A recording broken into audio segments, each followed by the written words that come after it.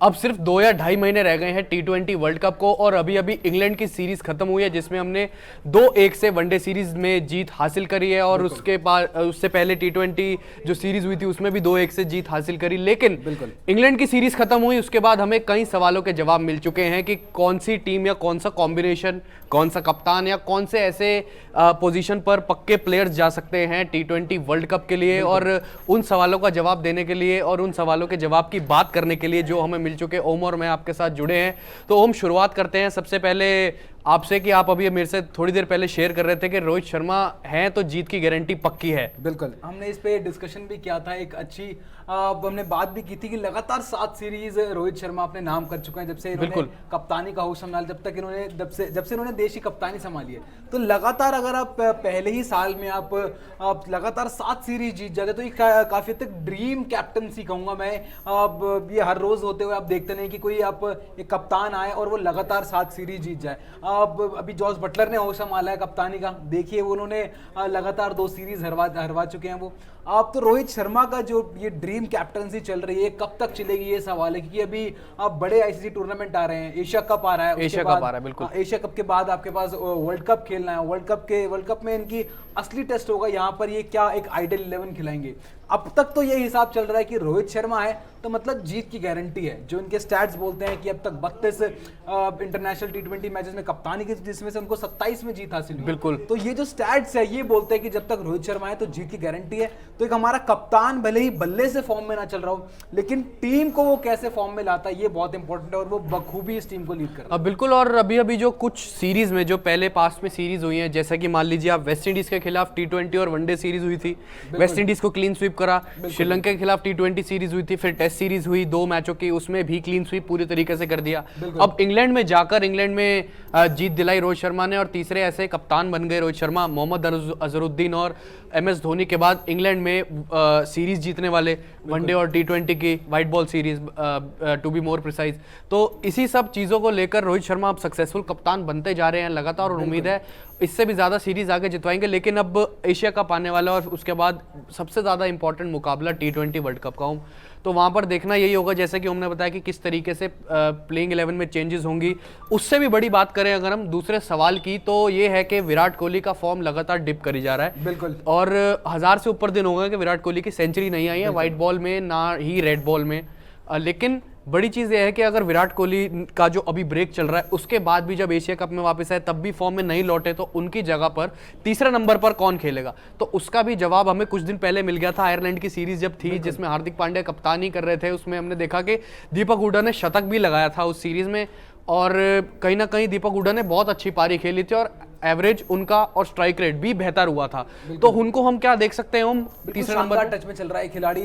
इसने जब से IPL से आया इसने पीछे मुड़ के नहीं देखा है। भले अभी जो वेस्ट इंडीज के खिलाफ जो सीरीज हुई थी जो घर में हमने खेली थी उसमें कुछ खास प्रदर्शन किया नहीं था, ठीक ठाक खेले थे, अब ऐसा कुछ निराश नहीं किया था। लेकिन जब से ये आयरलैंड के दौरे पर गए टीम ने इस पर भरोसा दिखाया और अभी तक गेंदबाजी नहीं करी है इस खिलाड़ी ने, तो एक ज्यादा इंपॉर्टेंट खिलाड़ी है। बिल्कुल, ये गेंदबाजी भी कर सकता है, आपको चिपिंग ओवर्स भी दे सकता है। और ये जब खिलाड़ी टीम में आया था तो इसको एज अ फिनिशर देख रहे थे लोग, लेकिन इसका एज अ फिनिशर ये काफी हद तक जो फ्रेंचाइज क्रिकेट पे उसमें भी इन्होंने एज अ फिनिशर ही खेला है।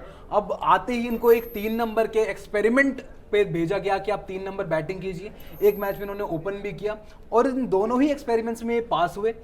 3 नंबर क्या खूब बैटिंग करी, शतक लगाया। कोई भी टीम के अगेंस्ट अगर आप T20 में शतक लगा दे तो एक बहुत बड़ी बात है, चाहे कोई भी टीम हो। आयरलैंड माना कि नॉप ऐसे कोई टीम नहीं है जो टॉप टीम्स में है, लेकिन फिर भी उस मैच में काफी क्लोज कर दिया था आयरलैंड में। अभी भी एक अच्छी टीम है आयरलैंड, उसके अगेंस्ट आपने शतक लगाया। फिर इंग्लैंड के अगेंस्ट आपको पहले T20 में मौका मिला, उसके अंदर भी आपने तेज बल्लेबाजी करके कुछ 30-35 रन की पारी खेली।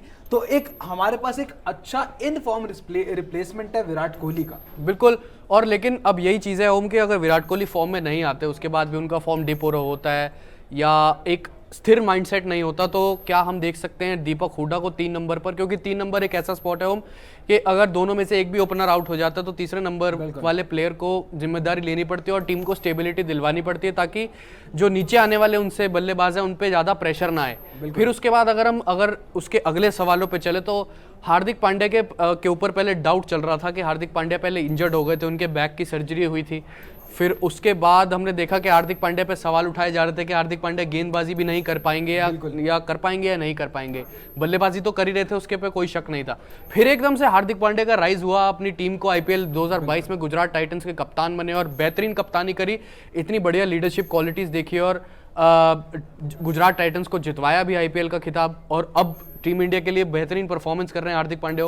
बिल्कुल, मैं कहूंगा कि ये जो हार्दिक पांड्या का जो इंजरी वाला ये जो मोड था ना, ये इनके करियर का सबसे टर्निंग पॉइंट हो, सबसे बड़ा। अब इसके बाद क्योंकि हमें एक अलग हार्दिक पांड्या देखने को मिला है, जो पहले अपने विकेट्स की इतनी अहमियत नहीं समझता था और काफी हद तक जो अपनी गेम को लिमिटेड समझता था कि मैं आऊंगा, डाउन द ऑर्डर आऊंगा, 3-4 छक्के मारूंगा, गेम को पलट के चले जाऊंगा। लेकिन अब इस खिलाड़ी ने अपने गेम को डेवलप करा है, इसने बताया कि आप मेरे से और एक्सपेक्ट कर सकते हैं।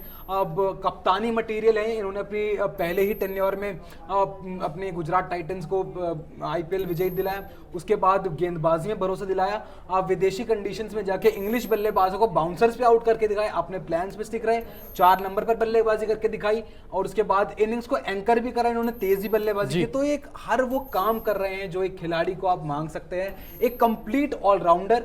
मैं कहूंगा ऑलराउंडर के साथ साथ फील्डर भी बढ़िया, कप्तानी भी कर रहे हैं, तो इनका कोई ये हर वो काम कर रहे हैं जो एक वर्ल्ड कप में अपनी जगह पक्की करने के लिए आप इनको बाहर कर ही नहीं सकते। बिल्कुल एक्सेप्शनल फॉर्म दिखाई है इन्होंने, चाहे गेंद के साथ हो चाहे बल्ले के साथ। बिल्कुल, और हम ज्यादा दूर नहीं चलेंगे, अगर हम तीसरे वनडे की तरफ ही देख ले जिसमें भारत ने 5 विकेटों से मुकाबला जीता था, उस मैच में पहली पारी में 4 विकेटें ली थी उन्होंने, फिर दूसरी पारी में 71 रनों की पारी खेली थी। इससे सब आंसर्स मिल जाता है कि हार्दिक पांड्या इंडिया टीम के लिए कितने इंपॉर्टेंट एसेट है।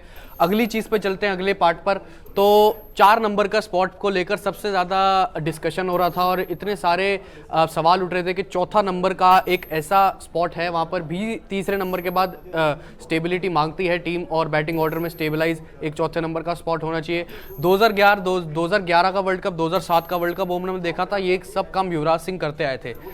4 नंबर के बेहतरीन खिलाड़ी और उनसे चाहे गेंदबाजी करा लीजिए आप, 4 नंबर पर बल्लेबाजी करा लीजिए, टीम को मैचेस खत्म करा के दिखाते थे।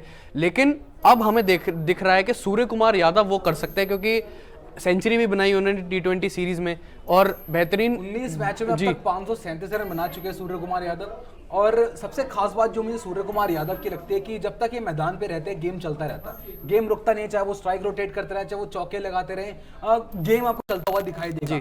ये खराब बॉल को छोड़ते नहीं है और इनका विकेट अगर आपको चटकाना है, और ये भी इनकी भी एक बादशाहत शुरू हो रही है जो मैं देख रहा हूँ काफी हद तक। जब तक मैदान पे होता है बॉलर्स के अंदर भी थोड़ा सा डर रहता है, जितना एक वाइड रेंज ऑफ शॉट्स है इनके पास, एक गेंद के लिए इनके पास 2 शॉट्स है, ये सामने भी खेल सकते हैं उस शॉट को, पीछे भी खेल सकते हैं, 360 डिग्री प्लेयर है, स्पिन को भी अच्छा खेलते हैं, फास्ट बॉलिंग को भी अच्छा खेलते हैं। तो एक कंप्लीट पैकेज है आपके पास एक बैटिंग में जो आपके लिए कोई 20 बॉल में 70 रन भी आपके लिए 60-65 रन भी चेज करके दे सकता है। और वहीं अगर आपको कोई एंकरिंग इनिंग्स खेल रही हो तो वो भी सूर्य कुमार यादव आपके लिए करके दे सकता है। बिल्कुल, और इसी वजह से थोड़ा सा डाउट में आ जाता है गेंदबाज कि उनको कहाँ गेंदबाजी करे, क्योंकि जैसा कि हमने बताया अभी वाइड वेराइटी ऑफ शॉट्स है उनके पास और 4 नंबर की पोजीशन पर सूटेबल बैठते हैं वो।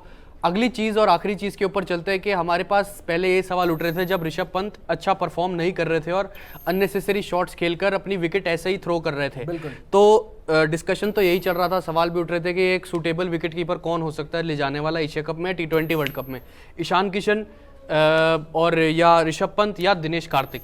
अब इन तीनों सवालों का जवाब दे चुके हैं ऋषभ पंत। सबसे अहम चीज़ उन्होंने खेली थी, अहम पारी वो खेली थी एडबेस्टन में, बर्मिंघम में 5वें टेस्ट में की पहली पारी में 146 रनों की विकेट कीपिंग भी अच्छी करी थी, कैचेस भी अच्छे पकड़े थे।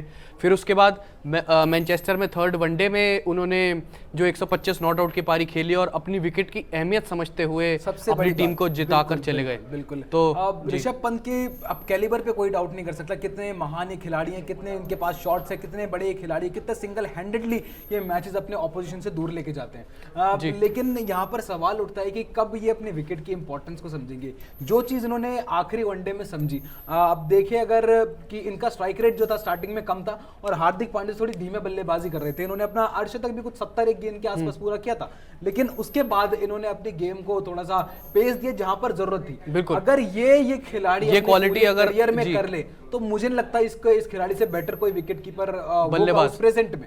बिल्कुल, और इसी तरीके का मोमेंटम उम्मीद है कि ऋषभ पंत आगे भी लेकर जाएंगे और जितनी सुलझी हुई पारी खेली और जहाँ जहाँ पर शॉट्स खेलने थे, जहाँ पर नहीं खेलने थे, वो समझ कर खेलने, तो वर्ल्ड के बेस्ट विकेट कीपर बैट्समैन आगे जाकर बन सकते हैं। तो अभी हमने आपके सामने रखे गए जो कप्तान की फिराक चल रही थी उसमें रोहित शर्मा फिट बैठ रहे हैं। दूसरी चीज़ 4 नंबर का spot Surya Kumar Yadav, best allrounder चाहिए था हार्दिक पांड्या, और उसके बाद जो विराट कोहली का जो स्पॉट था कि अगर उनकी फॉर्म रहती है तो ठीक, नहीं रहती तो क्या दीपक हुड्डा उन तीसरे नंबर पर जगह ले सकते हैं उनकी, ये अभी आप कमेंट सेक्शन में बता सकते हैं। और एक और जाते जाते तो हमने आपके साथ बात करी ऋषभ पंत के बारे में कि सूटेबल विकेट कीपर मिल चुका है बड़े टूर्नामेंट्स के लिए, आप इंडियन टीम के लिए।